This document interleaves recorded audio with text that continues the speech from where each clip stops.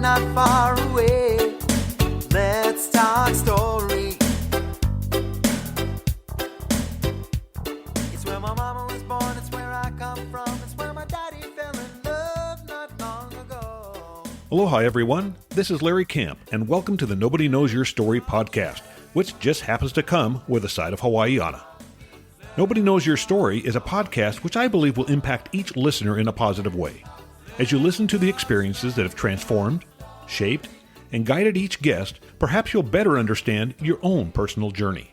Some will surprise, some will make you question, and some will inspire, but all will leave you in a better place for listening in.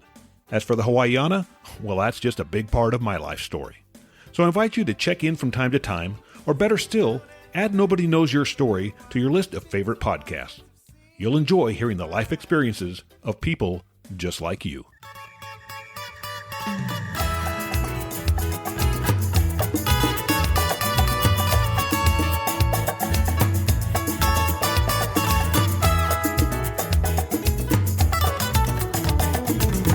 Kachi music makawao,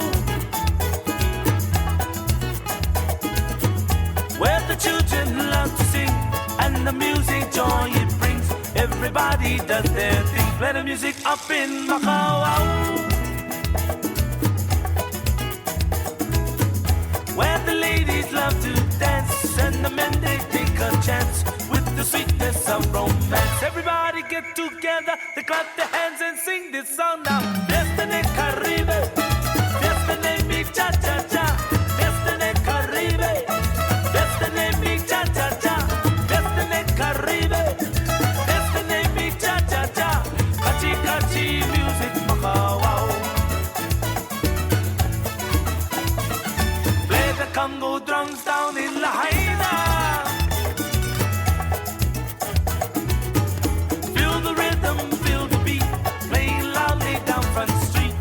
The music's very sweet. Play the Congo drum down in Lahaina,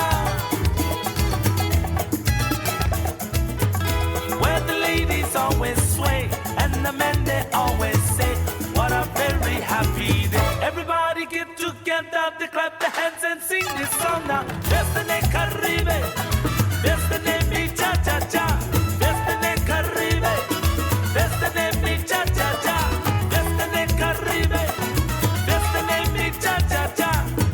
Kachi music makawao. Aha! Aloha everyone. Thanks for stopping by to hear another unique story. Now we just heard Willie K with one of my favorites of his, Kachi music makawao. You guys know that I really like all genres of Hawaiian music, and I've been lucky enough to see many of these Hawaiian or Polynesian artists in person. I have not seen anyone more often than I saw Willie K. And Guy had an incredible genre of music, and I'll use it that way because he could sing everything from opera to rock and roll to country, and I heard him sing it all. Unfortunately, he passed away it's been 6 years, May 18th, 2020, so it's been almost exactly 6 years ago, a little over. I wanted to still share his music, and we're going to hear mid-podcast a song from Willie as well called North Shore Blues. Just a real talented guy. And if you like the music you hear today, as always, I hope you will purchase that music to help support these artists. They really have a difficult time when it comes to making a living at just being an artist, because they're big in Hawaii, but outside of Hawaii, well, it's up to you guys to help support them. Now, my guest today is Kate Saint Clair. She is a human intuition expert, psychic, medium, a mother, and a skin cancer survivor. I mentioned that because that's something we have in common. We'll probably talk about that a little bit. But today, she's here to share her story. So, Kate, welcome to Nobody Knows Your Story. Nice to be here, Larry. Thank you. And like I said, you wear a lot of hats there. I don't know how you would rank them. I'm guessing being a mother would probably be at the top. Yes. But then, you're doing a lot of other things to help a lot of people. And I know that's going to come out in your story. And I know just enough about your story to realize that, you didn't have what I would call a typical childhood, but that's usually where most of these stories start. So if you want to kind of start with that and go from there, I'll jump in when I have a question or two, and let's just hear your story. Yeah, sounds good. I like to start off when I talk about intuition to really invite everybody. In my experience professionally over the last 20 years, everybody is intuitive. Everybody was a sensitive kid. It just looks different in each of us. So I have two kids, and intuition looks very different in both of them. My son, much more like me, where he saw spirits. My daughter, very energetically sensitive. So she just, even as a toddler, would kind of move away from bad vibes, bad energy. She's really intuitive that way. But my son, as a baby, saw spirits like I did. So with that being said, it was just kind of something I always did. I was a little kid who did see spirits, didn't have language for that. It's just, it sort of started to dawn on me when I was about 4 years old. I'd be at my grandmother's table, and we'd always be talking about Grandpa, who passed away 20 years before I was born. And I noticed around 4 years old that everyone was talking about him, but not to him, but he was sitting there. So I remember kind of being very confused about that. And maybe I'd say, but Grandpa said, and I'd get kind of the scowl, like, what are you talking about? Kind of the confusion from the adults around me. So about 4, I started to be like, okay, let's just not talk about that. I don't understand. So I'm just going to kind of give up on it. But he was always around. He was very much around me. And I always called the dark-haired lady with the sad eyes. It would take me about 10 years to understand that was my great grandmother. That was also always around me. But sometimes I'd see ghosts, didn't have language for that. It's just like, I call them all people, whether that was a ghost or my grandparents or whomever. And I was a real sensitive kid where I could just feel your feelings. So, if my mom or my dad or my cousins were upset, I could just really, but at the time I thought they were my feelings. So I was that little kid that felt everybody's feelings, and, you don't have language for it. You don't understand. You don't know what questions to ask. Well, are these my feelings or yours? So I was kind of always just, my feelings would change, and really, really intense feelings. 30 years later, I'd have language for that, words for why I did what I did. But at the time, of course, I didn't. And I was kind of the kid where things would just fly out of my mouth. So let's just say if I had an older cousin that was kind of feeling like she'd put on weight, as a 4-year-old, I'd say, so you're feeling kind of heavy today, huh? So I'd say really stupid things. I really put my foot in my mouth constantly, and I was constantly in trouble for it. I just felt like I didn't have control over myself. And then I'd be like, why did I say that? Or, so really, really feeling, knowing, saying stuff, seeing stuff that I shouldn't have. And it was kind of all really kind of normal. That's just kind of how I was until I was about 6, 7. And my sister came outside, and I was roller skating out in the driveway. And my sister came outside and she said, Mom and Dad are going to get divorced. And I didn't know what that word meant, but I could feel like everything was about to change for me, everything. So I went inside and I locked myself in the bathroom, and it was the first time I really gave spirit an ultimatum. Up until that point, I kind of had a normal childhood other than the feeling and saying things. Other than that, I had a sister, I had cousins. We were Catholic, and as a family, my mom sang and led the folk group. We went to church. We cringled with other Catholic families. They were very much a part of our friend group. When I locked myself in the bathroom, I really gave my grandfather an ultimatum. I was so scared, but all I could say was, Grandpa, if you don't show me yourself with my eyes, I can't talk to you anymore. That was kind of my solve. I was so scared that I wanted my grandpa there for me, but if he couldn't be like physical, I didn't have language for that, was basically what I was trying to say. Of course, he couldn't manifest. So in that moment of terror, I just said, okay, I can't talk to you anymore. So it was really the first time of really consciously trying to close down my intuition, put it away, because that is a part of your intuition, which we all have. Being able to see loved ones is a clairvoyance. We experience them through other clairs, but we'll get into that later. So in that kind of closing down my intuition and shutting it away, I really started to not see as much anymore.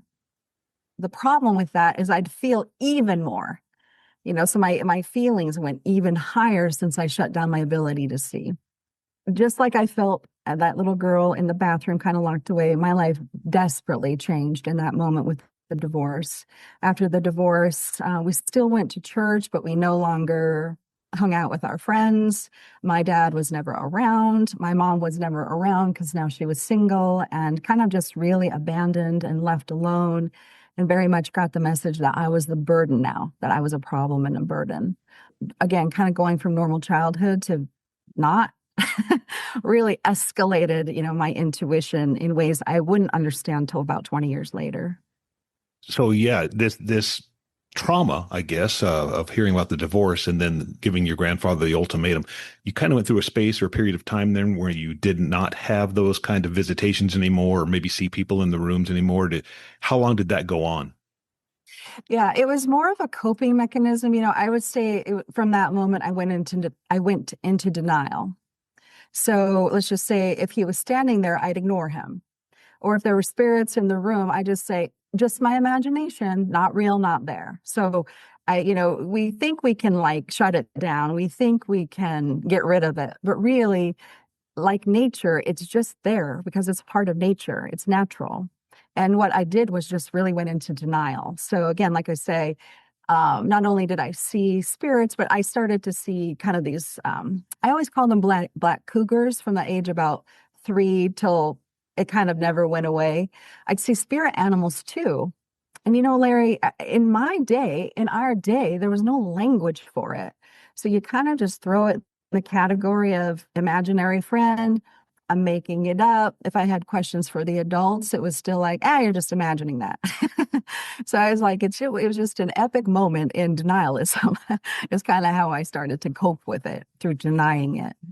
Did you realize at some point that this was kind of unique to you, that you didn't have a lot of friends that were having these same experiences? Because, I mean, honestly, I don't know anybody as in my childhood that was seeing other people or doing things. So I would think that was kind of just a special thing that you had.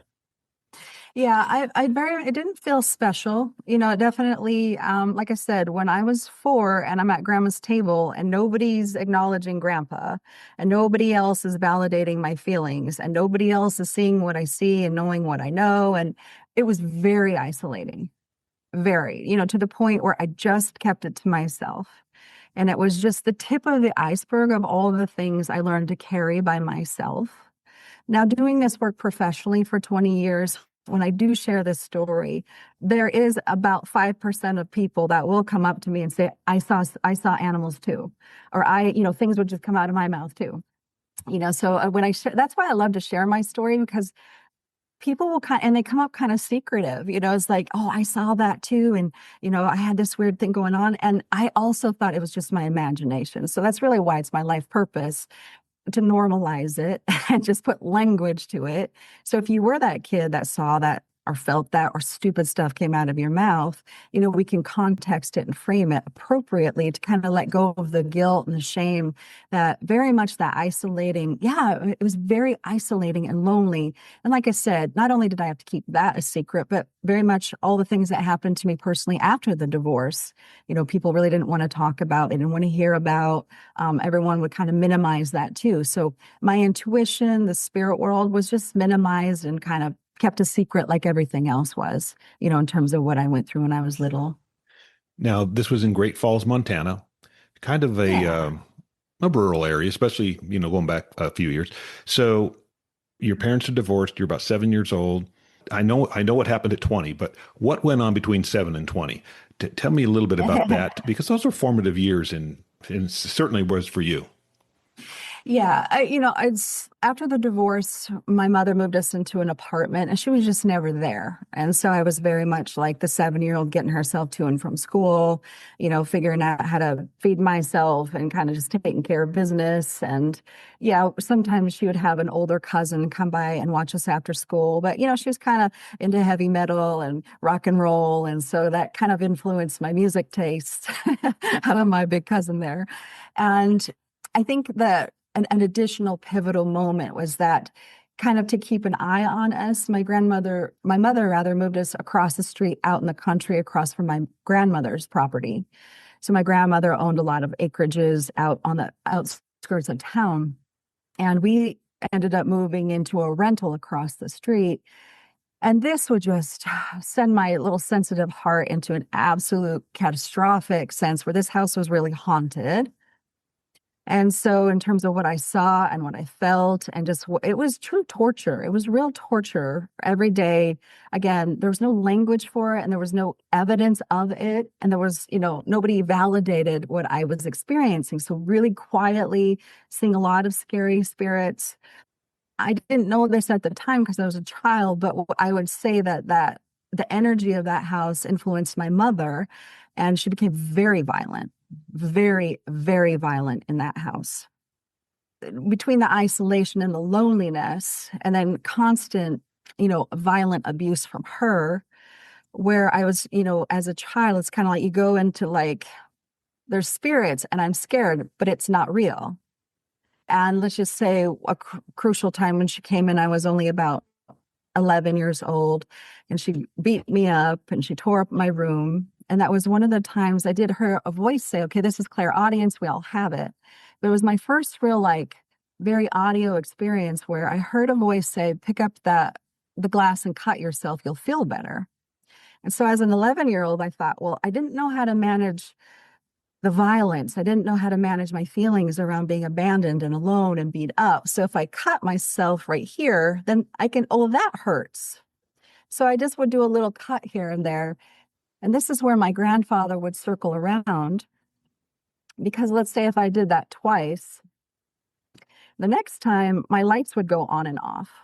And I very much understood that was my grandfather, flicking those lights on, being like, stop that. So where our intuition can connect with heaven, and it can connect with the guided realm and all the beautiful things, that same language, those Saint Clairs can connect with lower energies. That's why I'm obsessed and devoted to teaching people how to use these Clairs consciously, how to use your intuition consciously. Because for those that did have scary, very scary experiences, they need to know what their clairaudience is connecting to. Right? So it was the paradox of scary stuff I could hear, but I could also see my grandfather. I could also see the angels. It was more of a sensing them, because I was still kind of like trying not to see, but I definitely sensed, heaven among me, even really in that dark, violent, scary house. And I had to endure that for I think we lived there about 6 years, Larry. And then my mother moved across town to another location that was much better. And things did get a little bit safer for me. I grew up, I became a teenager. And at the end of the day, becoming a teenager was really good for me, because now I could drive and I could feed myself and I could just take care of myself, which is what I did. I was just kind of the oldest young person you've ever met. I got a job, took care of myself. I graduated early. I became a real estate agent. I sold houses. I was both terrified and really brave, really, really brave for some reason. Those years, as like I said, when I graduated and I had control over my life, those were better. But what happens is that, let's just say, being intuitive, again, I didn't call myself that. I didn't even believe in it. There was nobody to refer to, and I didn't think these things were real anyway, even though I was experiencing. I contexted it denial and making it up. So what would happen, Larry, is that, let's just say when I was a teenager and my stepbrother was dating a new girl and everybody liked her, but I was like, I don't trust her. No, I don't trust this gal. I'd be told, what do you have, a chip on your shoulder? Or, oh, aren't you just so judgmental? So like that happened over the course of my life, where I'd say, hey, I don't trust that person, or that person feels scary. I'd be told I was bad or I had a problem. So how that looked those teenage years is that if I felt danger coming, I'd give them my phone number to kind of override the shame I felt for being judgmental, or, if your bad feeling made me feel bad, I beat myself up. And so I really those teenage years, 20 years old, I moved to New York City, which was a good thing, because that was the first time in my life I was out of my home environment. And so I really had to use kind of my guidance, pray, help me get the right train, help me get to the right place. And I felt very guided, and going away from kind of a toxic childhood environment into New York City, really guided. Miracles happened for me. real miracles. Things just worked out. I met amazing people. I felt really safe. And then kind of a family member, I'd say manipulated at the end of the day. The things that she did manipulated me, at 20 years old, 21 years old, to go from New York City. She really convinced me that I had to move to Seattle. And it was like going back in reverse, Larry, where I was now being abused again, but now I'm not 12, I'm 21 years old. You know what I mean? It's just, I'd find a sense of self. I got into real estate, things were good. And then I'd backslide, based off just kind of that family pulling you back into the darkness with them and not trusting myself. Really, that trust didn't become for myself until I became a mother. And then I had to figure it out. As I'm listening to your story, I can't help, and I should tell you that I was raised in a high demand religion. So everything that I think is obviously shaped by that because I was part of that for many years. But when you have these things happening, when you see your grandfather and you have these different intuitions and different things, did that cause any disconnect with you in your religious side, being Catholic? Because I think sometimes people don't think you can be both. Yeah. Well, I think it all really shaped me, Larry, because again, and I think in so many ways, it was my safe haven where I had those formative years in the church. And yet really, even as a child, really questioning and asking a lot of deep questions. So not only would I ask questions that people told me I didn't have the right to ask, but I was always questioning my own religion.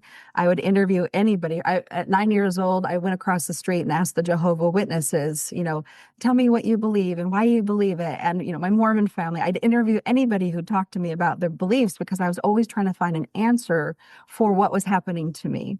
And the other saving grace is that we were always part of the church. And then after the divorce, my mother still led the folk group. So back in those days, I went to CCD on Wednesday nights. My mother would rehearse with her folk group on Tuesday nights, which was such a sanctuary for me because back in those days, we would set up practice. And then as a 7, 8, 9, 10, 11, 12-year-old, I'd go down to the sanctuary. And I'd be alone and I'd put on the holy water and I would sit with Jesus and I would sit with Mary and I would just pray, for God to fix and heal my family. And that those hours of that quietness in that sanctuary really made me feel so safe. So I did go to religion. I did go to my spirituality for answers and for healing. And it was such a desperate prayer to God, really, if you could fix me, then I can fix my family. That was kind of my lens on that. But the older I got, and let me just say that my mother sort of context God as Santa Claus. So if God wasn't giving us, if, let's just say, everything was blamed on God.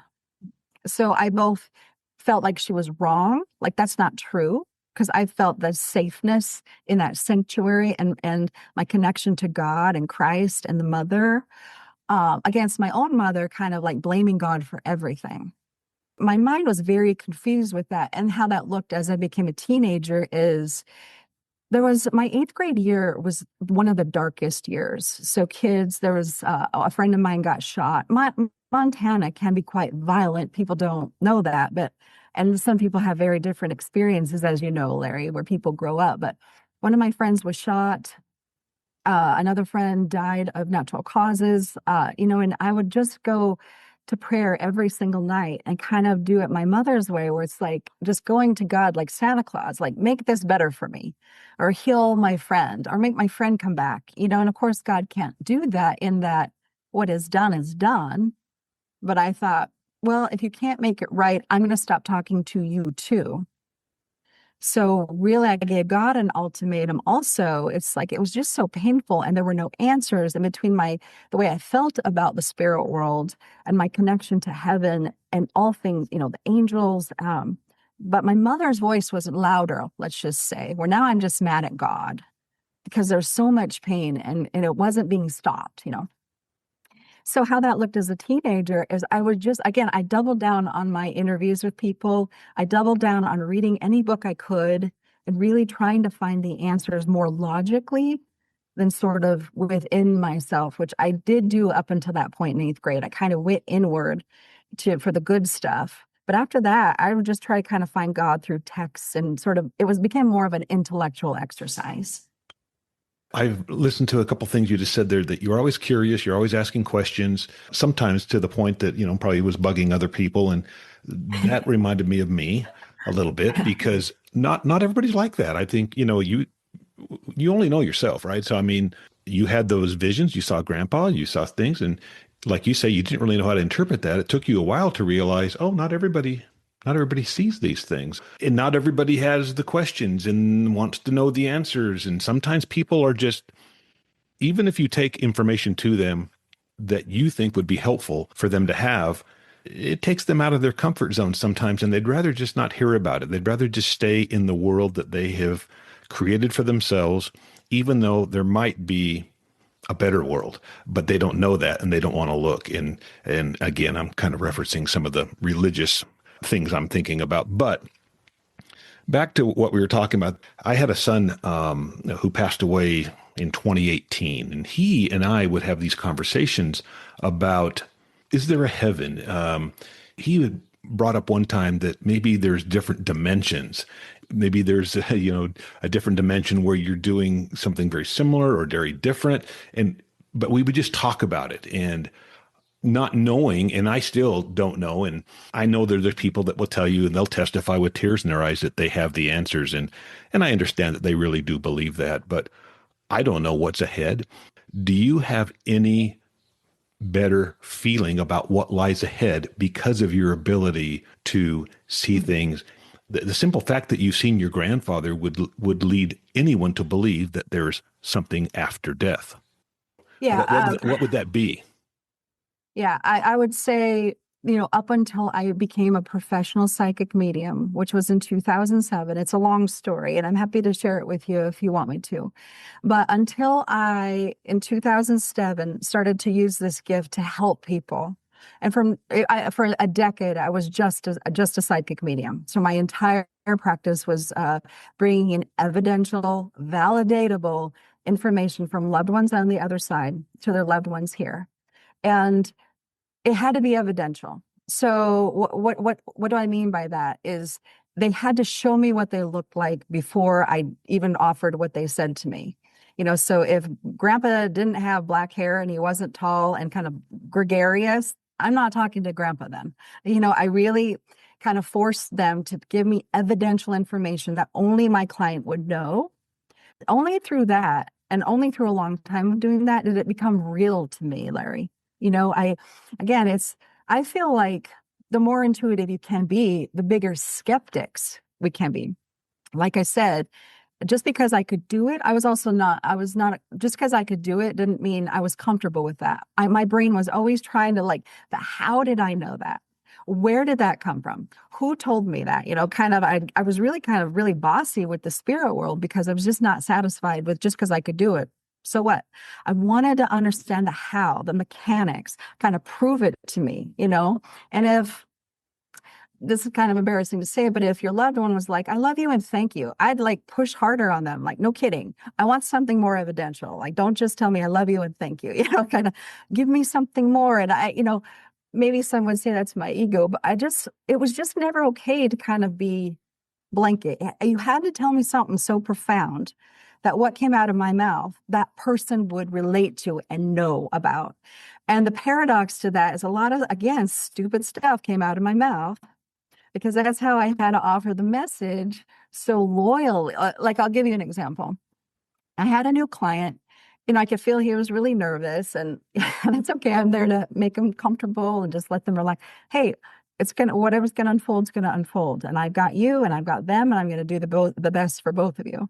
And so his mother kept stepping forward, and I described her to a T, and he validated, yep, that was my mom.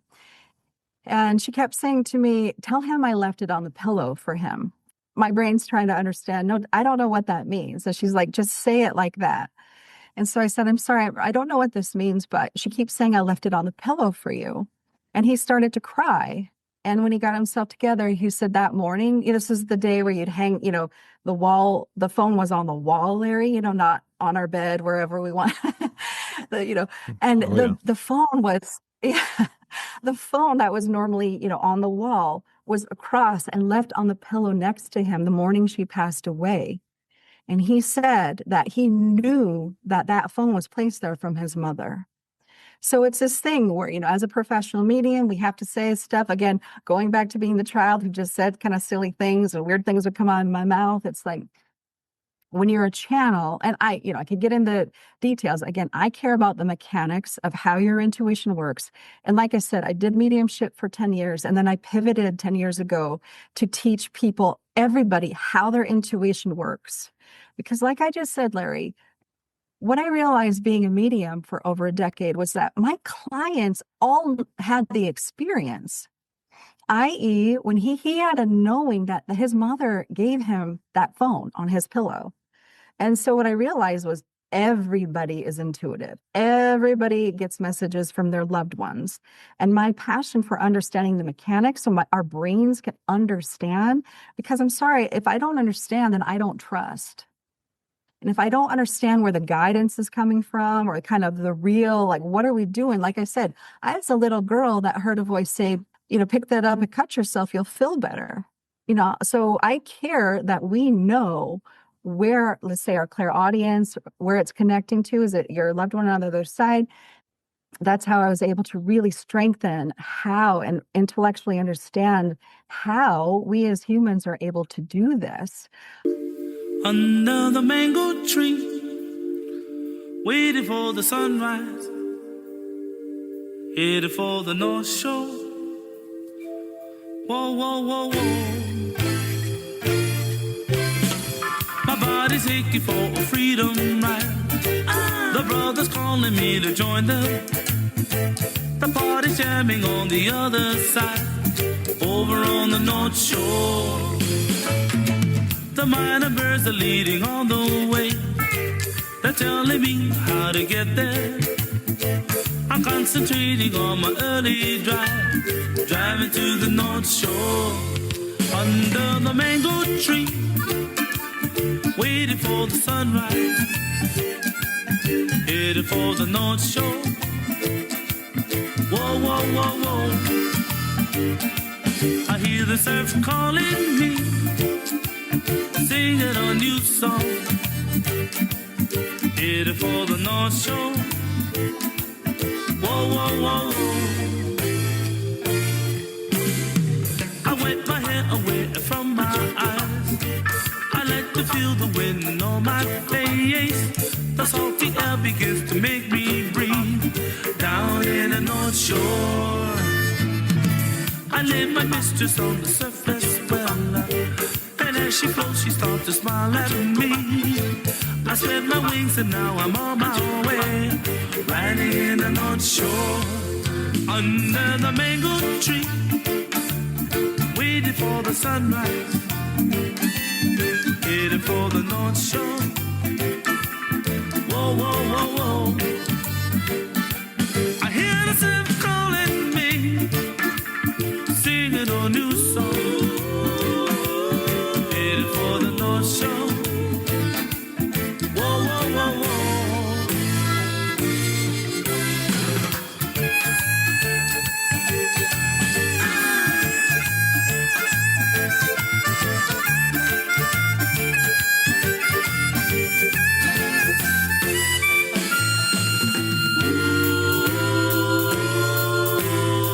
Let it rise much higher, higher. Take me now, I'm yours, take me. Look at me, I'm higher than a mountain. Under the mango tree, waiting for the sunrise, headed for the North Shore. Whoa, whoa, whoa, whoa. I hear the surf calling me, singing a new song, headed for the North Shore. Whoa, whoa, whoa, whoa. Under the mango tree, waiting for the sunrise, headed for the North Shore.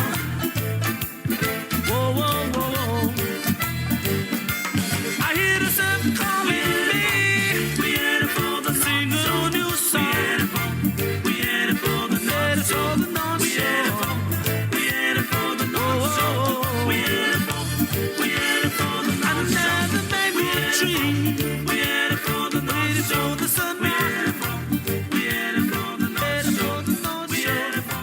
We headed for the North Shore. We headed for. Are you here? I'll tell you just another real quick story, and then I want to fully answer your question about heaven. Talking about one of the real pivotal moments for me, really trusting my intuition and kind of taking it to the next level, was before I became professional. I had just had my daughter, and she was born in 2005. And in 2006 or so, we moved to Fort Collins, Colorado. We were living in New England at the time. And we're in a new city, and I took my little toddler to a local park. And when we were walking around the lake, there was a man that was coming towards us. And again, I heard this voice say, pick her up and take her towards people. He's going to follow you. Again, that was not common to always hear such articulated information, certainly before I became a professional psychic medium. So I just picked up my toddler and we crossed across the grass, and sure enough, he had turned around and he started to follow us. But Larry, what really surprised me was that my toddler didn't take her eyes off of him. So I really, in that moment, understood that my toddler got the same information that I did, because she was a little girl that really didn't have heavy eye contact. So the fact that she watched him turn around and watched him come close to us, I very much understood she got the same message. And that's really up until then, I've been reading books. I had tried to get mentorship and help. Again, I kind of read books and I'd hear, let's just say, Sylvia Brown say, I come from 300 years of psychic mediums. Well, I didn't. So I thought, well, I must not be psychic medium, because I did not come from a family of intuitives. Long story short, when I came out of the psychic closet and told my dad, he was able to kind of tell and share all the stories he had. And the first time I told him, and he kept telling me all these wonderful stories of his intuition and he just knew things, I said to him, like, Dad, why didn't you help me when I was little? And he said, what I would have said to my daughter if I hadn't gotten help from my intuition is, he said, Kate, how could I have helped you with something I didn't understand? And that's, again, why it's my mission to help people understand. And again, not just kind of random, oh, I see a pretty balloon. Like, what does that mean? What does a blue balloon mean? If it's a message from your loved one on the other side, I want it to be more textural, more real, more evidential for you, because that blue balloon, who knows what that means? So to answer your question, absolutely, is heaven real? Yes, absolutely. The interesting thing about it is there's no such thing as time there. So our loved ones who cross over, and I just want to say, I'm sorry to hear about your son crossing over in 2018. Thank you. Yeah. As far as where he is now, you'll be there in the blink of an eye, because where they are, there's no time. So to them, it's like, yeah, stay, enjoy a long life. You'll be here in a second. We'll all be together here in a second. So to simplify something really complex, and I won't go into a long teach, but, is heaven real? Absolutely. And I would just say that it's a dimension that vibrates faster. That's all. It's among us, but it's faster. And so when in our clairs, tune in, when I say clairs, I'm referring to our intuition. Our intuition is comprised of our clairs. We see, know, feel, or hear. Clairvoyance, clairaudience, clairsentient. That's when I say clairs, that's what I'm referring to. Those clairs connect to guidance for ourself. When we kind of just know we're going to go to the ocean, or in your case, you just know you're coming back to the States in 3 months. Just kind of that knowing, or you can see a vision for yourself. And then those clairs also connect to our environment. So it's like, being part of being a good parent is reading your kid. Your kid can walk in and smile at you, and you just know they've had a bad day. And so you can, as a parent, follow up with that. I feel like, did you have a bad day, or what's going on? And it kind of opens the doorway for a bigger conversation. Those same clairs connect to our guides. We do live guided lives. We do have spiritual help for that. And of course, those same clairs, and it connects to our loved ones on the other side. Therefore, when you understand how your clairs work, your intuition, you know when your son's around. When you feel him, or you hear him, or you see him, or you sense him with you. It goes through your clairs. That's God created it for all of us to be able to still have a relationship with our loved ones on the other side. and like for me, with a real passion of through evidential means, through things that can be validated. So, as a matter of fact, that they're there for you and with you still. And those Saint Clairs, of course, connect to that, to God, to that which makes us all one. At the end of the day, we are all one. And it's through our intuition that we experience that and connect through that, because we're souls, and this is the language of your soul. And you mentioned God there. So that was another thought that I had was, have these intuitions or these things that you've seen throughout your life, they've clearly not taken you away from a belief in God. It sounds like, if anything, maybe it's strengthened that belief for you. Yeah. Yeah. Let's just say when I found out, okay, I've done real estate. I worked in New York City. I worked in the stock broker. I worked in the stock market. Like, I did everything to have a normal life. So when I found, after that, when I went to the park with my daughter and I heard that voice say, pick her up, take her towards people, he's going to follow you. I was like, God, please help me with this or take it away. Because now I understood I needed to have answers for my daughter. And at the time, it was still just an intellectual concept. I didn't still quite understand how my intuition worked. So I begged God, please help me understand this with my mind rationally. And it was about a month later that I went to a Carolyn Mace lecture at Lincoln Center. And when I opened the brochure and I saw a local psychic medium, I knew that she would be able to help me, i.e. claircognizance. I knew she would be able to help me. And so I scheduled an appointment with her. And the first thing she said to me when I walked in was, you can do this work. And I was like, no, I don't understand. I don't understand how you know that, or how did you see that? Or I don't understand how you're reading me. And she's like, that's okay. You will. And she invited me into her mentorship program. And Larry, she's just a normal, lovely wife and mother, just a normal person. And she put me in her mentorship program where I could, in real time, read people. And that very first, I was just unbelievably shy at the time. But so I said, well, I won't participate, but I'll just come and watch. She's invited me to her group that night. And I said, oh, I'm just going to watch. I don't want to participate or anything. And she kind of looked at me with a little twinkle in her eye. And she was like, yeah, okay. And so sure enough, I get there and I'm just I was so shy. I couldn't even say my name back then. There's like 25 people. I was really scared. And she broke everybody down into little groups. And I'm like, oh, I'm Kate, I'm just here to watch. And then Larry, stuff was just coming out of my mouth. And for the first time in my life, it was validated in real time. And that night just changed my whole life. It became real all of a sudden. And the sort of prayer was like, help me understand how I did that. Not like, I'm so happy I could do it, which it was. It was incredible. It was a miracle. But now it's also a burden because I didn't understand how I did that. So let's just say that was 2007.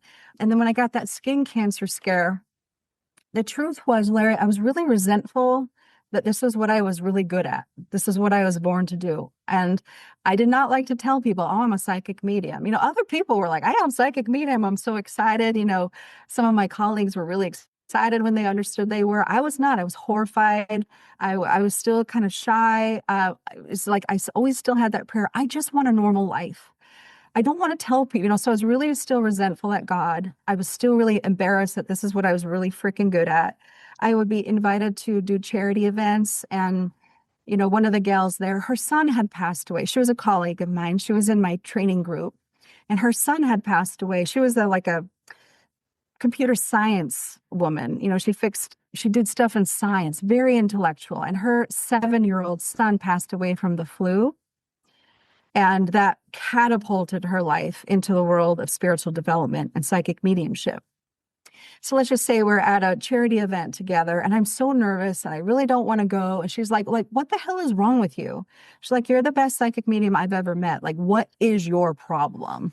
And I didn't have words for it other than, Larry, what I understood was like, I was hit for channeling information. I was humiliated. I was shamed, so I did not have a voice because of all the ways I was sensitive and tender. I was made fun of. And it was not seen as a positive thing. And again, maybe in a different family, it could have been different, but I had the family I had. So channeling and doing this work and being out there, it meant something different to me. So I really had to, okay, well, what happened was, so in 2011, I got that skin cancer over my heart. When they went in, they dug it out. And like my son was only 2 years old at the time. So that's a lot of time in mama's arms, the center of my chest. I take care of my home. I do dishes. I hold my children, and I couldn't touch them for like a week. I couldn't take care of my home. I couldn't be strong. Like I so self-identified. I was very physically strong my whole life. And I was really proud of that. Being a country kid from Montana, it's kind of my everything. To pull your weight in the world, you're strong and you take care of and you lift things. So it was the first time not only did I have to face myself, but I had to face God. And I had to really just surrender that this is what I was born to do.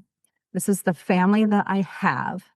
And it's my job to do this work and take it into a new light, teach people about the truth of it, the mechanics of it, so we understand it, get it out of Hollywood sort of narrative and BS, really ground it and just make it real for people. Like at the end of the day, we all have emotions, but I don't know about you. Like as a stoic kid, when I became a mom, I had to learn how my emotions worked. I could tell myself, I don't have emotions, I'm strong. Like BS. I had to get therapy. I had to get help. I had to be able to learn how to have more emotions than neutrality or rage. In that learning about my emotions, I can handle my children's emotions. And it's the same thing with our intuition. We're all seeing stuff. We all feel stuff. We all know stuff. And when we know where it's coming from, then we can confidently go to each other with that conversation in vulnerability and in humility and have an honest conversation, because we know that what we feel is real. What we know is true. And if we can know in that moment, I feel guided. This is guidance. I'm here to do this. I'm here to show up. Even stronger, sometimes I'm here to back away a little bit. Like this is not mine to carry for you or to fix for you. Sort of that nuance of the ways that we are all guided every single day. So it was in that skin cancer that I was able to accept myself. And what I kind of did, Larry, is I just surrendered my life to God. Because having that traumatic childhood, my sort of instinct was always to go backwards. It's like when God was calling me forward, live in Colorado, do these big things, love openly. I'm like, I just want to go back to my hometown and have a normal life. So I really kind of understood my instincts were still like my instincts. And, to live a guided life too, it's like at the end of the day, I'm very tender and I'm very family focused. And I want everybody to be nice, but that's not the world that we live in.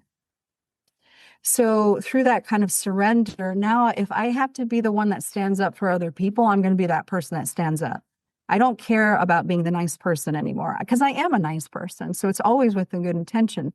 But back in the old days, I'd really like go back and forth in my mind. Should I stand up for them or shouldn't I stand? Now you just you do what you're called to do, because at the end of the day, we're all called in the moment. And not every breath we take is is what we want to do. Like at the end of the day, we're all here for service for each other. And when you're guided, who can stop you from living into what you're called to do in that moment and making peace with, this is who I am. This was what I was born to do. And going forward, it changed my whole life, Larry. People are born with gifts. Some might be athletic. Some, your mom was a good guitar player and singer. And I think that what you had was a gift. Of course, you didn't realize it when you were 4 years old, and maybe even until you did realize it and accept it. But I'm also super skeptical. I'm super questioning, as we've already said. And part of that is because when you think you have all the answers to something, and then you find out you don't, that just changes. I mean, that paradigm shift just, boom. For me, it made me just not as trusting, not as believing in somebody that comes up and just tells me something. As a matter of fact, now if somebody comes and tells me something that is new to me or whatever, I'll just say, yeah, where'd you get that? Is that something I can look up? Can I study this and find it out? Because, and I think that's how all people should be. I don't think that we should just believe because, Timmy across the street told me his cousin said it or whatever. I mean, but that's how we were. I mean, growing up until you find out otherwise. So it's a long way of saying I've always been skeptical of mediums, of people that can talk with somebody from the other side, even though I've run into, and I've had on my podcast 2 or 3 now. I guess what I'm saying is that I may be skeptical, but I'm always open to things too. I don't rule anything out. And for somebody to say, I remember, I believe, your mom was using the Santa Claus analogy or whatever. You were talking about the Santa Claus thing. Well, that's kind of like God, because if you think about it, when you're a child and you're being told, hey, he knows if you're naughty or nice. Well, God knows if you're naughty or nice, right? So you better be good if you want that present at Christmas. Oh, you better be good if you want that happy afterlife. So I see some similarities there, but I do think that being open-minded allows me to have a conversation with you and not just go, this is a quack. I mean, I don't do that anymore. Did I at one time? Yeah, probably. If I go back 20, 30 years ago, I was a lot more judgmental. I think I just made a judgment on somebody's appearance or something they said or the way they used the English language or whatever. I don't do that so much anymore. Now I think you have to give space. And so I find by talking with somebody like yourself, I'm learning things. I'm educating myself, which I love learning things. And I think we should continue to do that no matter how old we are. Continue to be questioning, continue to be to want to learn, to want to create a better future for yourself, because I'm at that point in my life where I'm semi-retired. I have more time on my hands, and that's good and that's bad. It's good if you have things to do. It's bad if you don't. So I am not saying I don't believe in what you're talking about. It's new to me. I find it fascinating. I think the ability to be able to communicate with my son, if I could somehow develop that, would be an awesome thing to do. And probably, you talk about intuition, there have been times in the last almost 8 years where I have felt something or thought of something. Gets me a little emotional, but yeah, I would like to know 100%. And I think that that's what everybody would like to know. But if we knew 100%, then, then there goes the faith and then all the other things that religions are basically founded upon. Yeah. So I'm very interested in what you have to say. And I just wanted to give that long explanation because I don't think I'm unusual. I think a lot of people are skeptical. I think a lot of people just, maybe aren't believing when they have somebody that can do these things or say they can do these things. And I just have kind of changed the way I look at that. I just, I want to be open-minded. I want to be a person that can give people the benefit of the doubt. I love that you shared that with me. I want to say 2 things about that. First of all, the more I know about the spirit world, at the end of the day, I don't know crap. I don't know anything. In the totality of God, I don't know anything. I know what I know today. And every situation is so different, Larry. That's why this kind of broad religiosity, it's not helpful in that. Do you know who Carolyn Mace is? She wrote Anatomy of the Spirit. She was on Oprah, in the 90s. She used to absolutely beat us up in the 90s about be humble, be humble, be humble, Well, I was the kid that was so humble, I was voiceless. So somebody in the spiritual community telling me to be more humble was not helpful. It was not helpful at all. I needed to kind of find my, spine. I needed to, use my ego to animate a little bit more. Humility was the last thing I needed because I was voiceless, where we all know some people that absolutely need to be humble. We have to go in knowing, I don't care how talented you are spiritually, you don't know crap in the totality of reality. We don't. There's the ability to be humble. I know the mechanics of intuition. That I do know emphatically. I know the mechanics. But in terms of okay, and again, I could go into a long talk about heaven, but it's vast. And to say what happens to one specific soul after they cross over, I don't know anything. It would be something I'd have to ask a guide. I would have to ask them directly and only very uniquely ask their specific journey, because nobody has the same anything, right? So as a spiritual teacher, I teach with, here is some averages. And at the end of the day, every single one of us has a unique experience. So we must ask the questions specifically to, say my grandmother or my grandfather, like where are they specifically? I'd have to ask. And that's what I love about intuition, is we can ask these questions to get more information for our specific loved ones. And Larry, this is what I'd say about mediumship. Okay, I was talking to a high-end coach, and she's like, again, I spent the first 10 years doing Ask a Medium shows. I would be the medium to give a message from your loved one to you. And like I said, I realized all of my clients are the ones who had the experience of their loved one. So at the end of the day, they didn't need me to tell them. Though my validation, I'm a stranger, I don't know any of them, but I was able to validate them. And so when I did that pivot in 2017, so let's just say last year I'm talking to a high-end coach, and she's like, why don't you demonstrate your gift, do a medium thing? And I'm like, I don't give a crap about, I am a psychic medium. Who cares? What I care about is that you're a psychic medium. That's what I care about. And so I would say, yeah, be skeptical. But at the end of the day, this is what I want to tell you. So I have this thing called the Clair Club, Larry. And a new woman came into my life, and she's a money advisor. She's a financial advisor.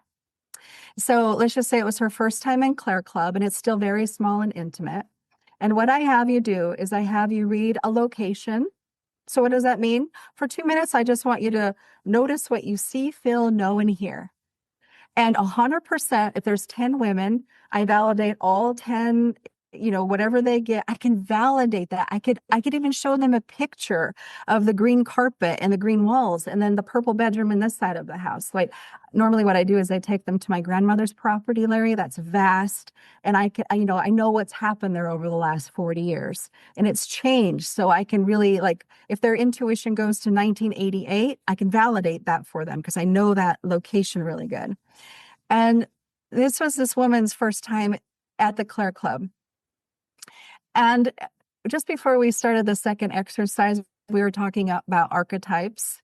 And she's like, I don't know what the hell you guys are talking about. And I said, that's okay. You don't have to know anything about archetypes. And so what I did was I said, you know what, today we are going to read Bruce. And for 2 minutes, I want you to tell me what Bruce looks like. I want you to see just whatever you see, feel, know, and hear about Bruce. So everybody, for 2 minutes, they write down their stuff. And Bruce is the father to one of my other clients. This was the first time I did this to them, or one of my clients, April Moore. She's a longtime student of mine. I actually had them read her father on the other side, and they didn't know that. So when it came to this woman's chance to just tell me what she saw, Larry, she saw his facial hair. She could see that he played guitar. She's like, I see a guitar, he's playing guitar. And she described his face. And she's like, and he keeps showing me this like gray, like I just keep seeing this gray sweatshirt. And when it was April's time to turn to validate her, April says, I wear his gray sweatshirt to this day. So this woman is in her 60s and has never considered the fact that she's a medium. And to this day, she sends me love notes, because when I can teach you the mechanics of how your clairs work, how your intuition works, that's why you get to do the exercise to prove to yourself that this is real. That's the real work of the intuition. Who cares if, Sarah can read this or that? If Larry can't, kind of who cares? But it's to make it real for you and to get that in that moment validation that changed my life. Up until then, I didn't trust it. I kind of didn't believe in it, even though it was happening to me. I still didn't understand. But when my mentor put me in that group, and I'm just like, I don't know, her name's Jennifer, and she's applying to college, and she kind of has this like curly hair. And the fella I was reading, he's like, yeah, that's my daughter. you know, Jessica, she has that hair, and just like you described, I'm like, really? Like what this work is about is kind of blowing your own mind.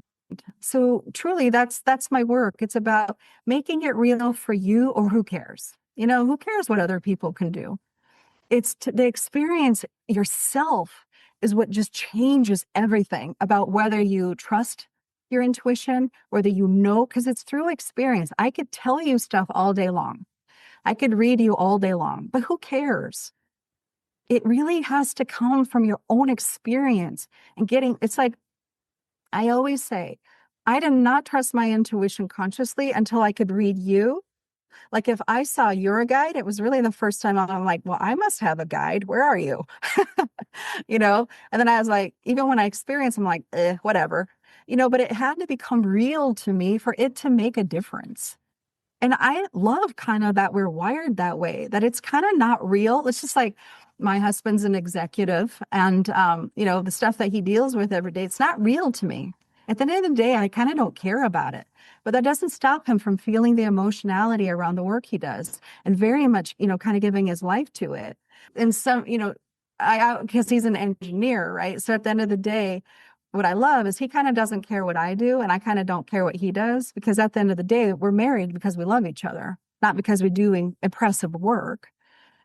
So in terms of coming back to skepticism, I think yes, because what other people say may not apply to you. And in terms of mediumship, sometimes at the end of the day, I'm a Montana kid, so I have a lot of boundaries and I'm very polite. And I do understand if mediums are raised, say, in New York City, they'll come up to your face and tell you all about it because that's part of their culture, and I can appreciate that.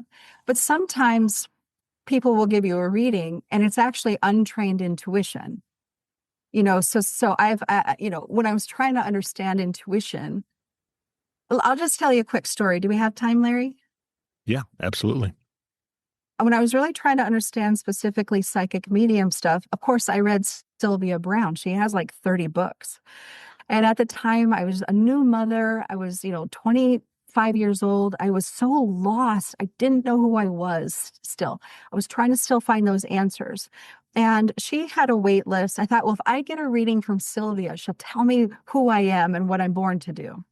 Well, she had a wait list of like 5 years. Okay, now that I'd be 30 if I waited for that. So I was like, no, I need answers now. So she's like, the only other psychic I trust is my son, Christopher. Okay. So Larry, we didn't have the money for it, but I was so desperate for answers for who I was and what I was born to do.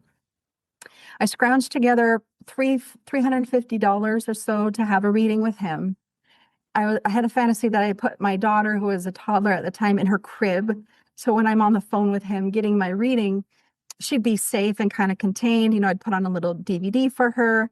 But his schedule was that they just call you when he was ready to talk to you. So he called way earlier than I'd expected. And I had just put my little toddler kind of in water so she could play while I cleaned up the house a little bit. And so I had to take her away from her water and put her in the crib. Now she's screaming and going crazy. And so, I had my little list of all the questions I'd ask this, world-renowned psychic son, who was apparently very talented. And right away, he goes, oh, well, what do you want to know? Like, what? And I'm like, well, I'd just kind of like to know, what kind of am I born to do? And he's like, here's the thing, if you don't get on medication, your husband's going to leave you. And so, of course, I was shamed. And then I just completely shut down emotionally. And I was like, what. And so at the time I was going to ask, my husband and I were planning on moving to Colorado. He was applying for a job there. We had our eye on a house. So, I kind of try to get myself together, but I just felt so shamed and so stupid that, it's like, do you have any other questions? I'm like, are we going to move to Colorado? He's like, no. And I'm like, okay, am I born to do any interesting work in the world? He goes, no, you'll be a mother of 3 and you should be happy about that. And so that particular call sent me into such a spiritual crisis, Larry. I didn't do a meditation or read a book for 6 months. So when I look back, I think God let me have that experience so I would know people's hearts are on the line. When they call you for guidance, you can't be disrespectful. I wouldn't anyway, and at the end of the day, Larry, we moved to Colorado like I predicted. You know, a loved one of mine was on medication, and her husband were talking about divorcing. So I a little bit, maybe he tuned into her energy, but at the end of the day, what he said to me was so inappropriate and vile, So I've had my own thrashings with the spiritual community, and I am too very skeptical. And so sometimes when people kind of just read you or kind of just say stuff to you, I'm like, oh, untrained intuition, good for you. You're really trying to work your muscle. So if I sit down with you and I don't hear what I want to hear, can I get my money back? Yeah, I know. I would have asked for my money back after talking to that guy. I promise you, I'll tell you in a way you will be excited for where we're going here. Hey, so it's been a lot of fun sharing these stories and just being open to hearing what you have to say. What I'd like to do now is just give you the last few minutes to talk about how people can reach out to you, and if there's something you want to, maybe a closing thought, maybe to pass on to the listeners. But yeah, this is your moment to go ahead and do that. Oh, thanks, Larry. You can always find me at katestclair.com with all my resources. A really fun thing to do. Again, my work is about making your intuition real for you. Just like if you were to hire a therapist to help you learn about your emotions, I would hope they'd have an active program to help you do so. So that's what we do at katestclair.com. A fun thing to do is katestclair.com/quiz. And I have a Which Claire Are You quiz. And it's just a short little quiz to see kind of how, do you feel things? Do you know things? Do you hear things? Or do you see things? At the end of the day, my philosophy is I train you to learn to use all of your clairs, just like using all of your emotions that we possibly can. So you have a rich textural life. I would teach you to use all those clairs. Lara, I'd invite you to my Claire Club. It's a $47 monthly price point. You can cancel anytime. You can join anytime. It's every other Friday. It's just for an hour. We keep it a Friday vibe, really fun. You just come play. You can play with your intuition. And I make it my mission to validate you and explain what you saw, felt, heard, and knew in our exercises. So you walk away knowing a little bit more knowledge how you just did that, how you experienced your intuition. And even with just that every other Friday, I get so many love notes from people that just that little fun, live experiential program has helped it make, again, that woman had no idea she was a medium. And at the end of the day, she gave my friend April an evidential reading to the point where that gray sweatshirt that she literally wears of her father's on the other side, she wears it daily to stay close to him. So I'll send her a little love note. Could you believe you did that? Hello. Can you believe you did that? I also have, of course, deeper programs. There's a 6-month training program. Again, whether it's just to know how your intuition works so you feel like you live a more guided life personally, but also it can help professionally. I've got a lot of doctors that I train because they just know what the illness is of their client, of their patients. They just know that this patient has maybe some emotional abuse from the husband or the wife, depending, and they don't know how they know that, so the work of our intuition absolutely helps personally, also helps professionally. I also have the Be Guided and Be Great book that you could just pick up. I'd say it's a little bit more advanced. It's very much what the landscape of intuition, what it connects to. And I really try hard to really make that, like, when we're talking about intuition, what's the landscape? Like, what are we talking about here? So that book will kind of, again, it's a little bit more advanced. I'm working on the prequel called the Intuition Codes. It'll be out in September. But I realize sometimes we need to start with, actually, you're already intuitive. Let's have this conversation first. Not just kind of for the more advanced. So yeah, we'll see you at katestclair.com for sure.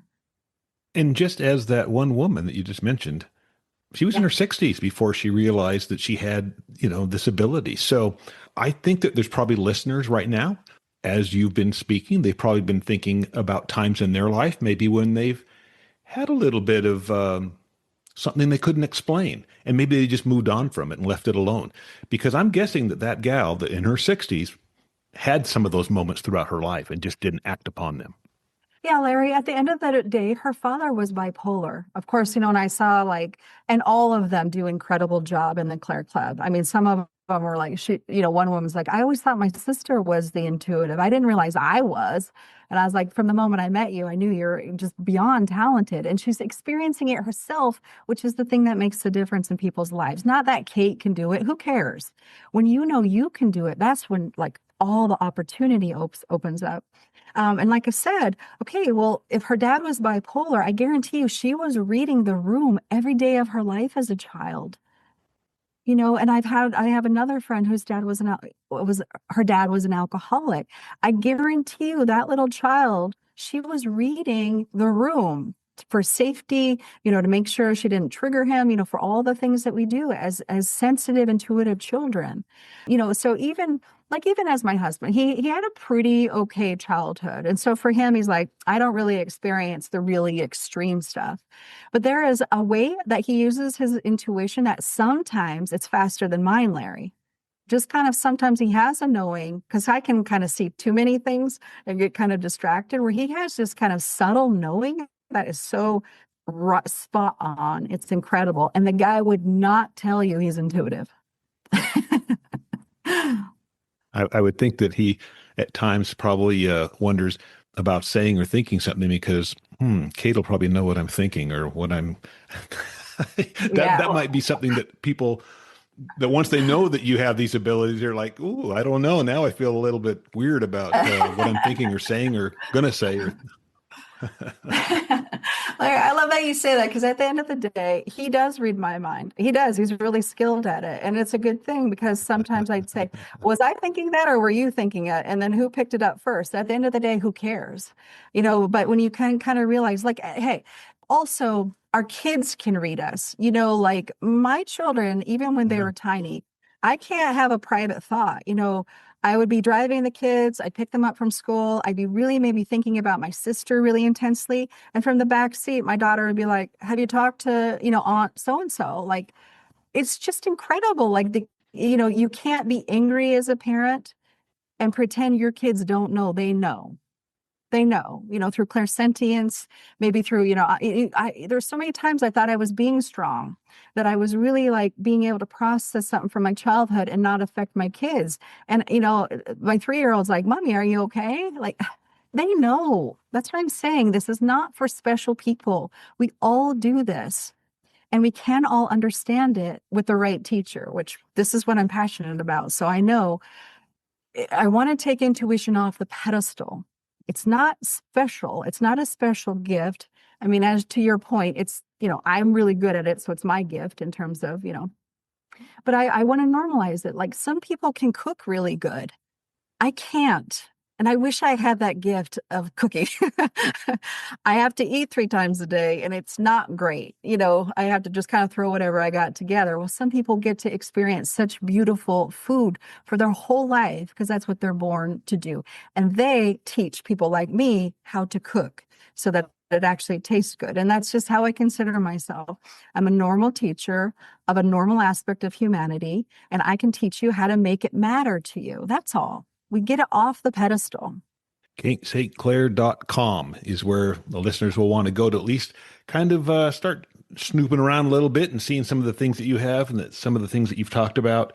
The Clair Club is the twice a month Friday gathering, $47 a month if anybody's interested in that. But I'm guessing a lot of that information is on your website as well.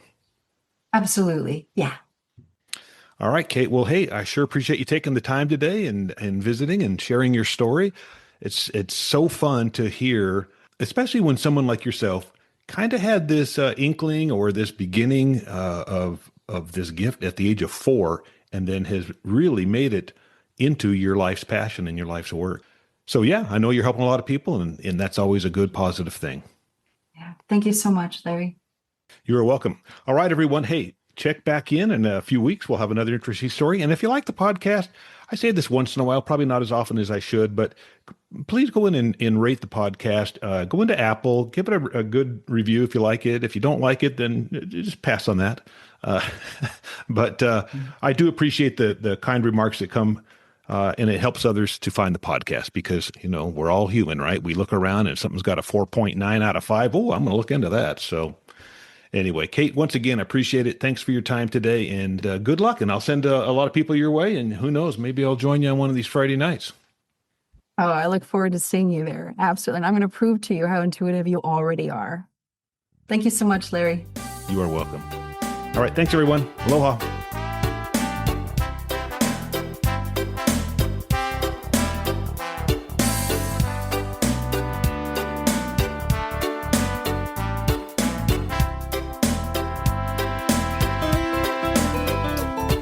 Down a little old country road not far away. Let's talk story. It's where my mama was born, it's where I come from, it's where my daddy fell in love not long ago.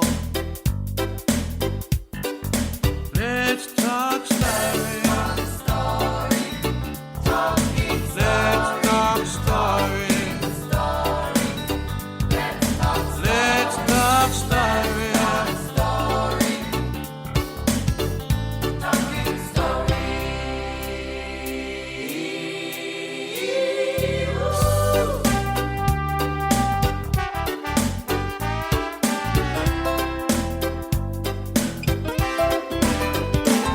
Sit down and relax, stay a little while. It's been so long since I've seen your smile. Well, a little of this and a little of that. Funny how time just slips away. Cuz, we gonna talk story. Eh? Let's talk story. Let's talk story. Let's talk story.